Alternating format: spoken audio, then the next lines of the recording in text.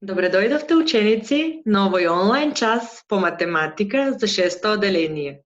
Јас сум Фросина Мантева, наставник по математика во Основното општинско училиште 11 октомври во Скопје. На овој час ќе ја разработиме следната наставна содржина. Примена на статистика во секојдневниот живот. Диаграми, мода, ранг. Целите на овој час ќе бидат следниве. Прва цел, која што ќе се обидеме да ја реализираме, е решавање на проблем со представување, извлекување и толкување на податоци од табели и диаграм. Например, линиски диаграм за време, табели за частота, односно табели за фреквенции. Втората цел, која што ќе се обидеме да ја реализираме, е одредување, мода и ранг на податоци од соодветна ситуација. За да продолжиме со примена на статистика во секојдневниот живот, потребно е да знаеме што е тоа статистика. Што всушност вие, драги ученици, подразбирате под поимот статистика? Да можевте да ми дадете одговор? Знам дека сличен одговор би добила на следниот. Статистиката секогаш ја поврзувам со организирање на дадени податоци и нивно представување со соодветен диаграм. Примери од податоци и од диаграми се дадени на следниве две слики. На првава слика, сликава лево, се представени податоци. Додека пак на вторава слика, сликава десно, се представени диаграми. Неколку пати на овој слайд го спомнав поимот диаграм. Па ајде на следниот слайд да видиме што е диаграм. Како можеме да го дефинираме поимот диаграм? Диаграм е едноставен и структуриран визуелен запис на концепт, однос, идеја, статистички податоци и така натаму, кој се користи на сите полиња во кои луѓето преку слика сакаат да представат некоја тема. Примери за диаграми се дадени на следниве две слики. На првава слика или сликава лево е представен линиски диаграм, додека пак на вторава слика, односно сликава десно, е представен столбест диаграм. На следниот слайд ќе разгледаме разновидни графикони, односно диаграми и табели од секојдневниот живот. На првата слика ни се дадени податоци од анкета за омилен десерт, обработени и представени на столбест диаграм. Од овој столбест диаграм може да видиме дека најголем број испитаници, односно 35% од испитаниците, омилен десерт им е сладолед. Спротивно на тоа, најмал број на испитаници, односно 5% од испитаниците, омилен десерт им е овошје. Тоа го кажува четвртиот синиот столб. На следната слика ни се представени истите податоци на различен начин преку пита диаграм. На следната слика дадени ни се податоци од измерени температури на пациент. Преку овој линиски диаграм точно се гледа во колку часот колкава температура имал пациентот. На следната слика повторно ни е даден линиски диаграм, но овој линиски диаграм се разликува од претходниот по тоа што на него се представени истовремено неколку низи од податоци. Кога на еден ист линиски диаграм се представени повеќе низи од податоци, тоа најчесто се прави со цел подобро споредување на дадените низи од податоци. На следната слика повторно ни е даден столбец диаграм, но сега со други податоци. Овде се дадени податоци од крајните оценки на 35 ученици. Од првиот столб во овој столбец диаграм можеме да видиме дека два ученика за крај имале оцена 1. Од вториот столб, тоа е овој столб, можеме да видиме дека 7 ученици за крај имале оцена 2. Слично, така можеме да видиме и за останатите оценки.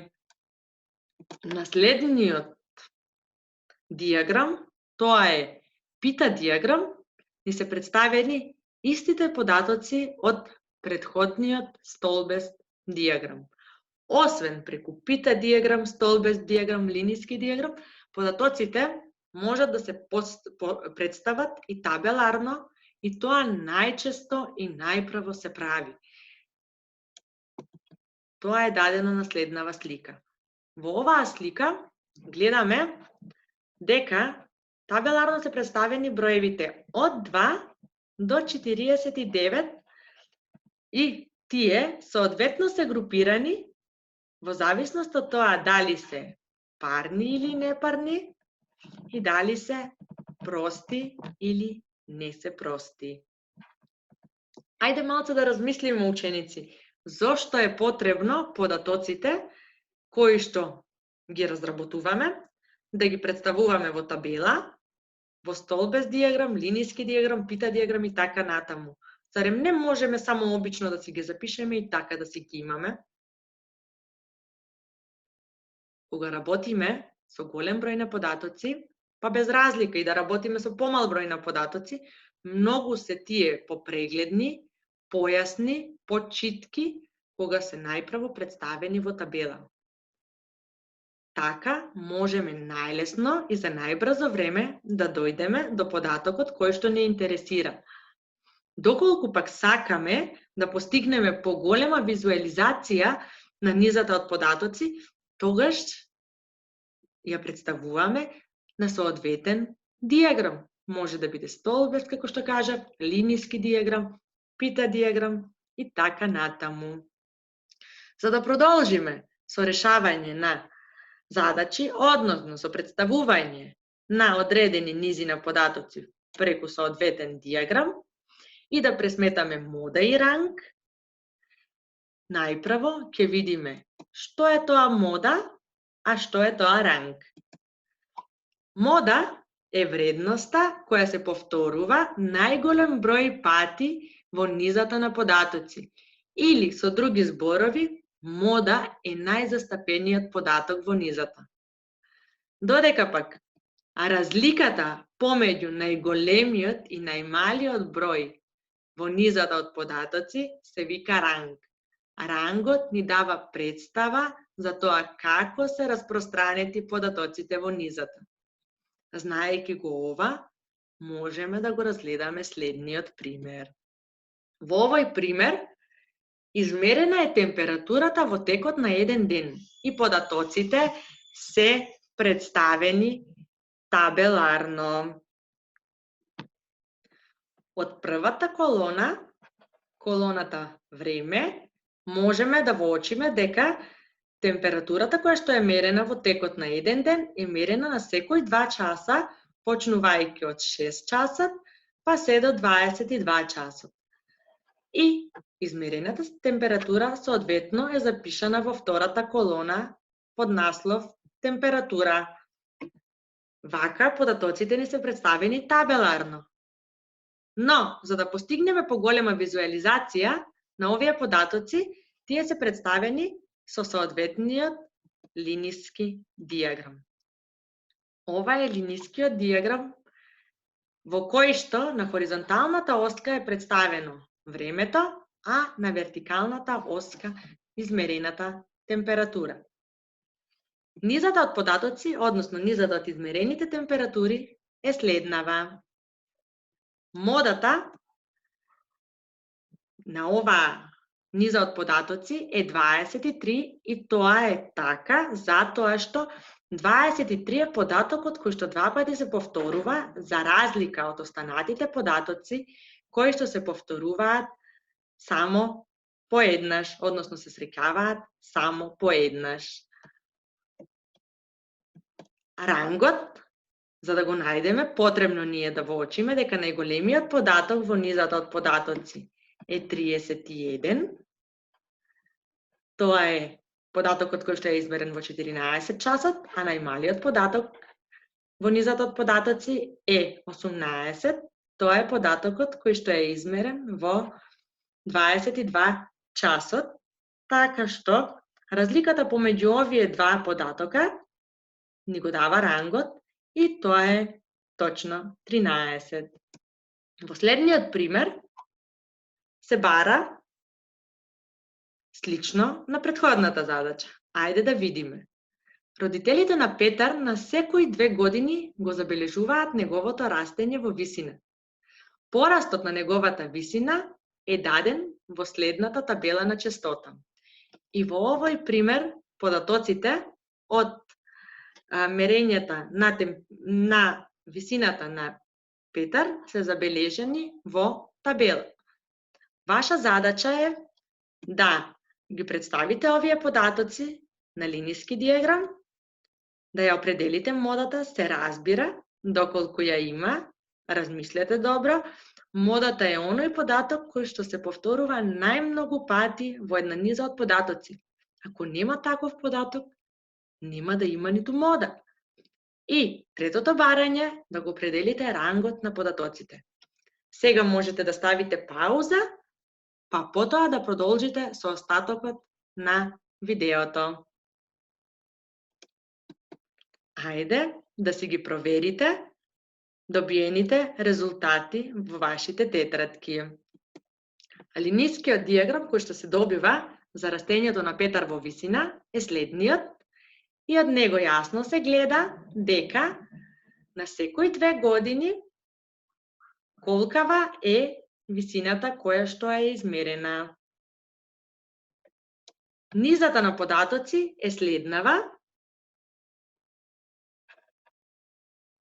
а мода нема, затоа што ниту еден податок не се повторува. Најголем податок во оваа низа од податоци е 162 и тоа е токму овде во линискиот дијаграм на 16 години, а најмалиот податок во низата од податоци е 83 и тоа е токму овде на 2 години. Рангот како разлика од овие два податока е точно 79. И како и на секој крај на час, така и на овој крај од часот, знаете што следува, а тоа е домашна работа. За домашна работа ја имате следнава задача. Ана има грип. Таа ја проверува нејзината телесна температура на секои 2 часа. Податоците, за да ја бидат читко и уредно запишани, си ги запишала во табела и тоа е следнава табела. Во неја можеме да видиме во колку часот Ана измерила температура и која температура ја измерила во соодветниот час. Вие имате за задача во вашите тетрадки да ги представите дадените податоци на линиски дијаграм. Понатаму, да ја определите модата, доколку ја има, и за крај да го определите рангот на податоците. Ви благодарам на вниманието, драги ученици. Ви посакувам успешно совладување на наставната единица.